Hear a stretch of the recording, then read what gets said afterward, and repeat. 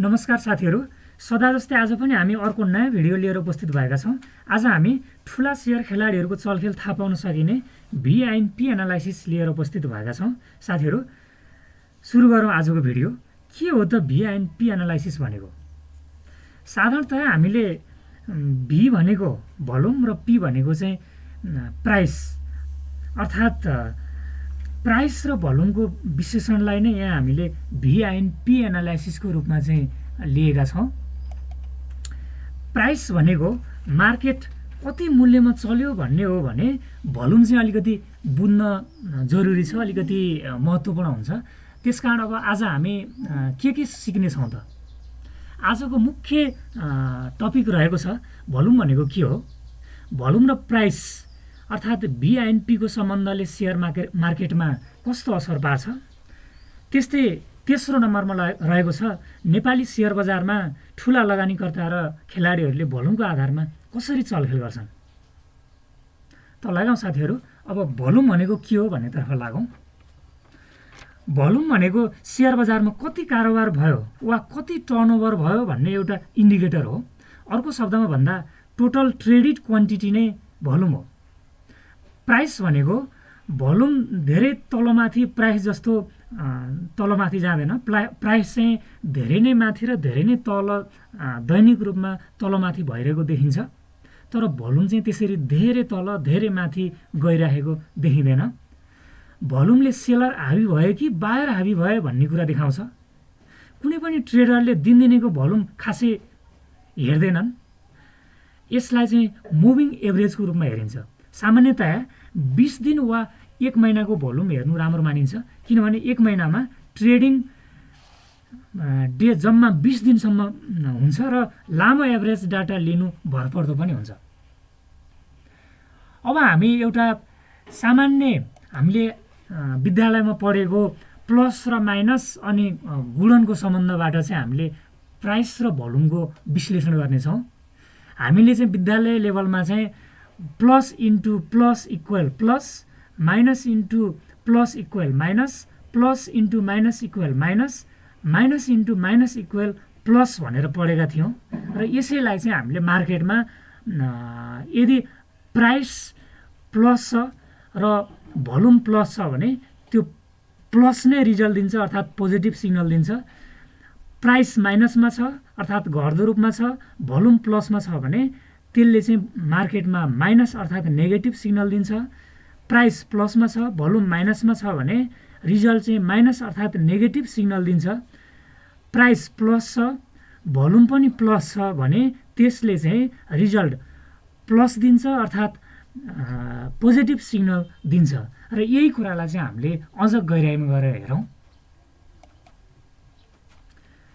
Price र भोल्युमको analysis गर्दाखेरि number 1 मा चाहिँ हामीले हेरौँ प्राइस अप ट्रेन्डमा छ र भोल्युम चाहिँ इन्क्रिज भएको छ, अर्थात् प्राइस बढिरहेको छ र भोल्युम पनि बढिरहेको छ भने यसले चाहिँ पोजिटिभ सिग्नल दिन्छ, किनभने plus multiply plus equal plus plus signal अर्थात् पोजिटिभ सिग्नल दिन्छ भने जस्तै त्यहाँ चाहिँ नेप्से बुलिस ट्रेन्डमा जाँदैछ भन्ने जनाउँछ र त्यहाँ चाहिँ बायर र सेलर दुवै सन्तुष्ट छन् भन्ने देखाउँछ। त्यस्तै 2 नम्बर रहेको छ प्राइस चाहिँ डाउन ट्रेन्डमा छ, भोल्युम चाहिँ बढेको छ, अर्थात् प्राइस चाहिँ घटिरहेको छ र भोल्युम चाहिँ बढिरहेको छ भने त्यसले चाहिँ के देखाउँछ त भन्दाखेरि सेलरहरू आत्तिएर चाहिँ बेचिरहेका छन्, अर्थात् त्यहाँ चाहिँ पेनिक सेल भइरहेको छ भन्ने देखाउँछ। अर्थात् भोल्युम बढेको छ भने धेरै मान्छेले चाहिँ घटेको बजारमा धेरै मानिसहरूले सेयर बेचेका छन् भन्ने जनाउँछ र यसले चाहिँ नेप्से अब बेयरिस ट्रेन्डमा जाने भन्ने देखाउँछ। अब 3 नम्बर र 4 नम्बरमा चाहिँ यो ट्रेन्ड रिभर्सल प्याटर्न जनाउँछ। यसले चाहिँ एउटा विपरीत ट्रेन्डमा चाहिँ मार्केट गइरहेको छ भन्ने देखाउँछ। र तेस्रो नम्बरमा चाहिँ प्राइस अप ट्रेन्डमा गएको छ र भोल्युम चाहिँ डाउन ट्रेन्डमा छ भने त्यसले चाहिँ सेयर मार्केटको मूल्य अब धेरै बढ्दैन भन्ने जनाउँछ र सेयर होल्ड गर्नुपर्छ र यसले चाहिँ एउटा रेजिस्टेन्स लेभल आएपछि बेच्नुपर्छ भन्ने देखाउँछ। त्यस्तै प्राइस चाहिँ डाउन ट्रेन्डमा छ र भोल्युम चाहिँ डिक्रिजमा छ भने त्यसले चाहिँ अब म्याथमेटिकल रुल अनुसार minus into minus equal plus अर्थात् पोजिटिभ सिग्नल दिन्छ भने जस्तै प्राइस पनि नेगेटिभमा गएको छ, डाउन ट्रेन्डमा गएको छ, भोल्युम पनि नेगेटिभमा अर्थात् डिक्रिज भएको छ भने यसले चाहिँ बजार अब बुलिस ट्रेन्डमा जान्छ, बजार अब छिट्टै नै बढ्छ भन्ने सङ्केत गर्दछ र अब चाहिँ नेप्से बढ्दैछ भन्ने जनाउँछ। किनभने कारोबार नै घटिरहेको छ, किनभने भोल्युम भनेको कारोबार हो, टोटल कारोबार हो। टोटल कारोबार अर्थात् भोल्युम नै घटिरहेको छ भने अब भोल्युम निश्चय नै बढ्छ र नेप्से चाहिँ बुलिस ट्रेन्डमा जाँदैछ भन्ने जनाउँछ। अब हामी लागौँ नेपाली सेयर बजारमा ठुला लगानीकर्ता र खेलाडीहरूले भोल्युममा कसरी खेल्छन् त, त्यो कुरालाई अब हामीले विश्लेषण गरौँ। सेयर बजारका ठुला खेलाडीहरूले आफ्नो सेयर महँगोमा बेच्नु छ भने मार्केट चलेको केही समयपछि नै आफ्नो केही किताहरू सानो भोल्युममा महँगोमा सेल अर्डर राख्छन् भने अर्कोतिर उनीहरू आफैले महँगोमा आफ्नै त्यही सेयर चाहिँ खरिद गर्दछन् र यसरी उनीहरूले बजारलाई कृत्रिम रूपले चाहिँ बढाइदिन्छन्। साना लगानीकर्ताहरूलाई त्यो कुरा थाहा हुँदैन र साँच्चै नै बजार बढेकै हो भनेर चाहिँ उनीहरूले आफ्नो सेयरहरू चाहिँ किनिरहेका हुन्छन् भने महँगोमा किनिरहेका हुन्छन् भने ठुला लगानीकर्ताहरूले चाहिँ भोल्युममा चाहिँ महँगोमा आफ्नो सेयर चाहिँ बिक्री गरिरहेका हुन्छन्। यसरी कृत्रिम रूपले चाहिँ बढाइरहेको बजार फेरि नराम्रोसँग घट्ने सम्भावना पनि रहन्छ। ठुला लगानीकर्ताहरू महँगोमा चाहिँ महँगो पैसामा चाहिँ सेयर बेची पैसा पोको पारेर निस्किरहेका हुन्छन् भने घटेको बजारमा चाहिँ साना लगानीकर्ताहरू महँगोमा किनेको सेयर चाहिँ घाटा खाएर चाहिँ बेचिरहेका हुन्छन्। अर्थात् सेयर बजारको भाषामा चाहिँ साना लगानीकर्ताहरूले टोपी लगाएर बसिरहेका हुन्छन्। त्यसरी नै ठुला लगानीकर्ताहरूले सेयर सस्तोमा किन्नु छ भने एकातर्फबाट सानो भोल्युममा केही किताहरू मात्र सस्तोमा सेल अर्डर राखिरहेका हुन्छन् भने अर्कोतर्फबाट आफैले ती किताहरू चाहिँ किनिरहेका पनि हुन्छन्।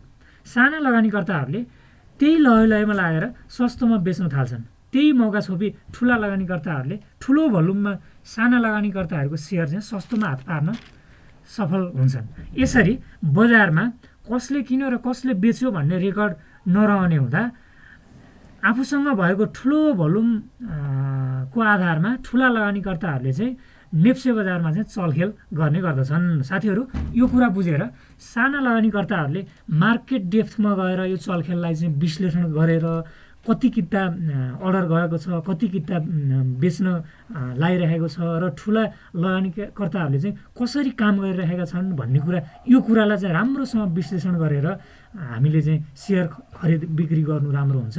त्यस्तै सेयर किनबेच बजारको सुरु समयमा गर्नुभन्दा 2 बजे पछाडि अर्थात् 2:30 बजे तिरबाट मात्रै हामीले चाहिँ बजारको अध्ययन गरेर मात्रै सेयर खरिद बिक्री गर्नु चाहिँ राम्रो हुन्छ। अब यसैलाई हामीले चार्टबाट हेरौँ। यो तलको यो बार ग्राफ चाहिँ भोल्युम हो भने यो माथिको लाइन चाहिँ प्राइस हो र यो माथिको लाइन चाहिँ यतापट्टि साइडमा चाहिँ 25,000, 2500, 2600, 2700, 2800, 2900, 3000, 3100 यो चाहिँ प्राइस यतिमा गएको छ, यतिमा गयो प्राइस भनेर यो लाइनले देखाउँछ र यो भोल्युम चाहिँ कति मात्रामा चाहिँ भोल्युम कारोबार भयो, सेयर कति मात्रामा भयो भन्ने कारोबार भयो भन्ने कुरा देखाउँछ। र साथीहरू यो प्राइस यो लाइनले चाहिँ प्राइस बढिरहेको भन्ने देखाएको छ यसमा सुरुमा र भोल्युम पनि बढिरहेको छ भन्ने देखाउँछ र मार्केटको सुरुमा चाहिँ यो एक हप्ताको मानिलिनुहोस् यो एक हप्ताको नेप्सेको प्राइस र भोल्युमको एनालाइसिस हो। यसमा चाहिँ सुरुका केही दिनमा 2-3 दिनमा चाहिँ प्राइस बढ्यो र भोल्युम पनि बढेको छ र प्राइस जुन मात्रामा बढेको छ भोल्युम पनि त्यही मात्रामा बढेको छ। त्यसकारण यसमा चाहिँ खासै चलखेल भएको छ भन्न सकिँदैन। तर यहाँ चाहिँ जब प्राइस घट्यो तर यहाँ भोल्युम बढेको छ यसले चाहिँ बजारमा चलखेल भएको छ भन्ने कुरा देखाउँछ। प्राइस घट्दाखेरि ठुला लगानीकर्ताहरूले चाहिँ ठुलो सङ्ख्यामा चाहिँ किताहरू उठाएको छ, ठुलो भोल्युममा चाहिँ किनेका छन् सेयर भन्ने कुरा यसले देखाउँछ र यहाँ चाहिँ केही सेयर केही मात्रामा घटेको छ तर भोल्युम चाहिँ एकदमै ठुलो घटेको छ भने यसमा पनि ठुलो लगानीकर्ताहरूले चाहिँ चलखेल गरेका छन् भन्ने कुरा देखाउँछ। यो कुरालाई चाहिँ हामीले राम्रोसँग विश्लेषण गरेर कारोबार गर्नुपर्ने हुन्छ। साथीहरू, आज हामीले के सिक्यौँ त? त्यतातर्फ लाग्यौँ। आजको मुख्य हाम्रो सिकाइ भनेको चाहिँ भोल्युम भनेको के हो भन्ने कुरा हामीले जान्यौँ। भोल्युम र प्राइसको सम्बन्धले सेयर मार्केटमा कस्तो असर पार्दछ भन्ने कुरा हामीले सिक्यौँ। र नेपाली सेयर बजारमा ठुला लगानीकर्ता र खेलाडीहरूले भोल्युमको आधारमा चाहिँ कसरी चलखेल गर्छन्, भोल्युमलाई आधार मानेर कसरी चाहिँ उनीहरूले साना लगानीकर्ताहरूलाई छकाएर चाहिँ उनीहरूले कारोबार गर्छन् भन्ने कुरा चाहिँ हामीले सिक्यौँ। साथीहरू, आजको भिडियो यहाँहरूलाई कस्तो लाग्यो र आगामी दिनहरूमा यहाँहरूले कस्तो खालको भिडियोहरू हेर्न चाहनुहुन्छ तलको कमेन्ट बक्समा लेख्नुहोला। महत्त्वपूर्ण भिडियोहरू नछुटाइकन हेर्नको लागि यस च्यानललाई सब्सक्राइब गरिदिनु होला। साथै थप सपोर्टको लागि लाइक, कमेन्ट र सेयर गर्न नभुल्नुहोला। यहाँहरूलाई अत्यन्तै उपयोगी हुने खालको अर्को भिडियो लिएर आउने नै छौँ। आजको भिडियोबाट चाहिँ बिदा चाहन्छु। हस्त, धन्यवाद।